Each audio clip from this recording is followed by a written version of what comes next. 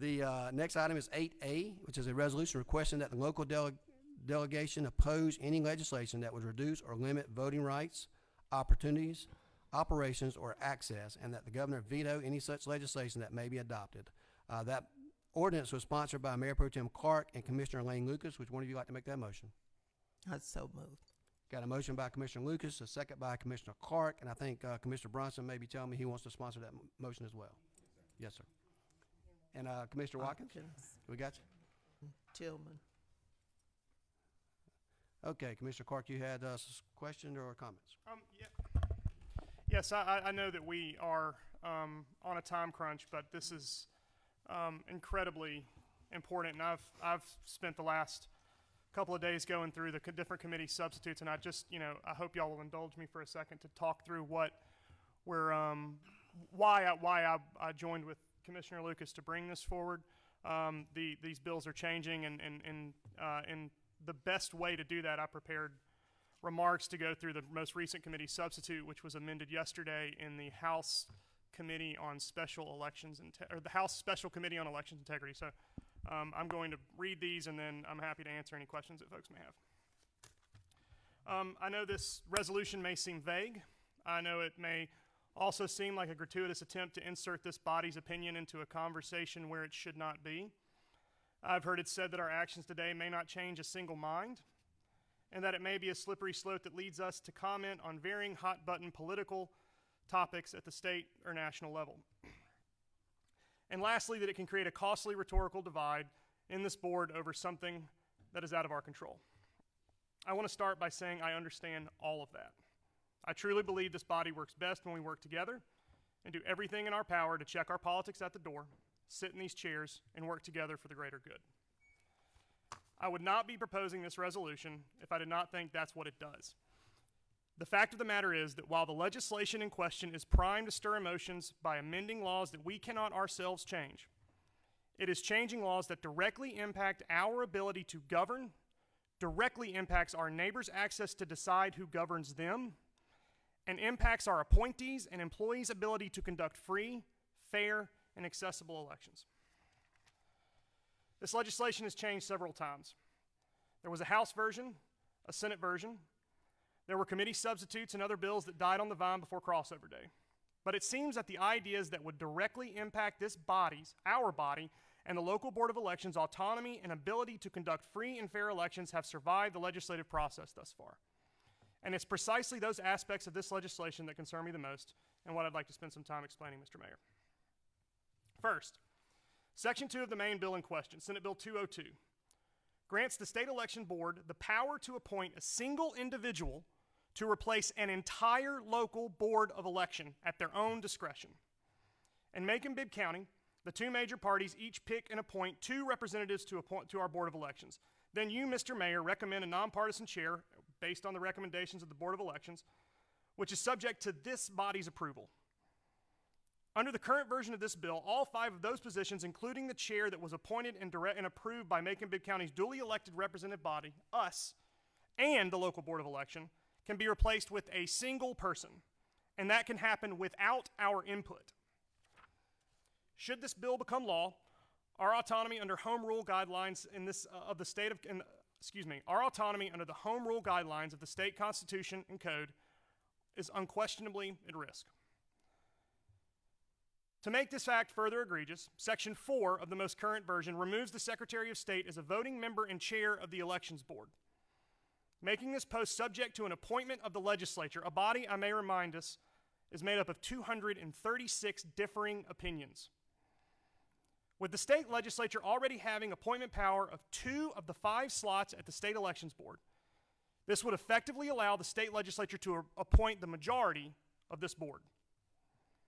That, in turn, means that if this proposal as written becomes law, a board of unelected officials in Atlanta could then fire and suspend any county board of election employee subject to a petition and hearing under the provision found in Section 5 of this bill.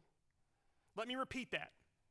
A body of unelected officials in Atlanta, appointed by the state legislature and not us, can fire our employees without a lick of input from us.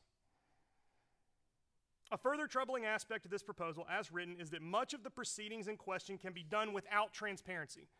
Section 6 maintains that these deliberations that the State Ethics Board must enter into regarding our employees' future in the administration of our elections are explicitly not subject or open to the public. And finally, if this weren't enough, Section 6 requires that we, the county, continue to pay the salary of a removed employee that they have unilaterally decided to fire. Talk about an unfunded mandate. While there have been cleanups to the original version of this bill, as I read it, it is in no shape to be passed. It still bars our Board of Elections from applying for grants to help us with the cost of elections administration. It arbitrarily and confusingly sets the date you can return an absentee ballot to 11 days before an election, when right now you can return it all the way up until Election Day. It completely bans out-of-precinct provisional ballots except for 5 to 7 p.m. on Election Day, meaning that if you show up to the wrong polling place on Election Day before 5 p.m., you have no remedy. You cannot vote. And it reduces the early voting period for runoff elections to just 5 days. Just 5 days of early voting in a runoff election period. These measures collectively will surely decrease access to the ballot box. They will create longer lines, more cash-strapped boards of elections that are potentially run by unelected political appointees in Atlanta. Mr. Mayor, these are just a few of my concerns with this legislation. I watched yesterday's committee meeting, hopeful that many of these concerns would be addressed, but they were not. In fact, one of the changes ostensibly made it harder for us as individual county elected officials to initiate a petition or investigation of our own election board, while making it easier for individual legislators to do so.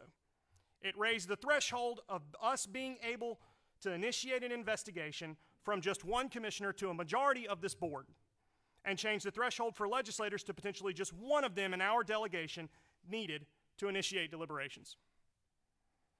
The work we as a body have been doing here has been efficient and effective. I am very, very proud of it. I truly see this legislation as a deliberate attempt to make our employees and appointees less effective and efficient. And there is no question at all that it strips local controls from bodies like ours across the state. I'll leave the speculation as to why they are doing this up to somebody else. I don't know the author's heart. I do know that we live in a rapidly changing state, a state with an electorate that is younger, more diverse, more engaged in the electoral process than ever. Increased participation in our electoral process is fundamentally a good thing. It is something that we all encourage every 4 years. I watched all 10 of us up here encourage this just months ago.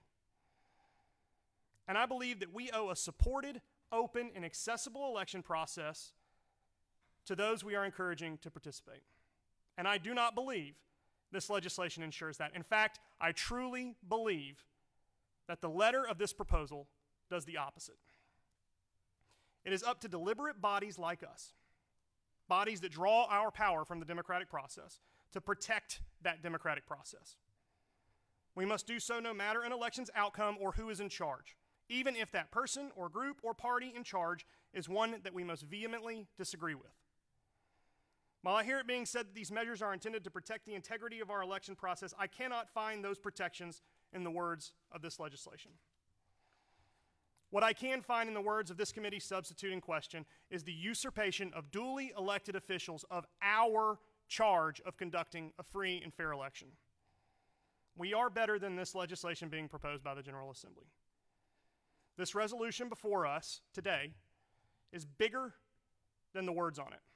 Our neighbors trusted us to be stewards of the democratic process, not some unelected board in Atlanta. That's why I ask for your favorable consideration of this resolution, not for the sake of a political argument, but because, like your neighbors, I trust you. And like you, I'm proud of the Macon-Bibb County team. The Macon-Bibb County team that we just spent, 15 minutes praising for the election they conducted last year. I'm disappointed in our colleagues in the state government don't share that sentiment. But I'm hopeful that our actions today will let them know that we have serious concerns about this potential overreach, because they still have time to change course. Thank you all for indulging this, and I ask for your favorable consideration. Thank you. Thank you, Pro Tem Clark.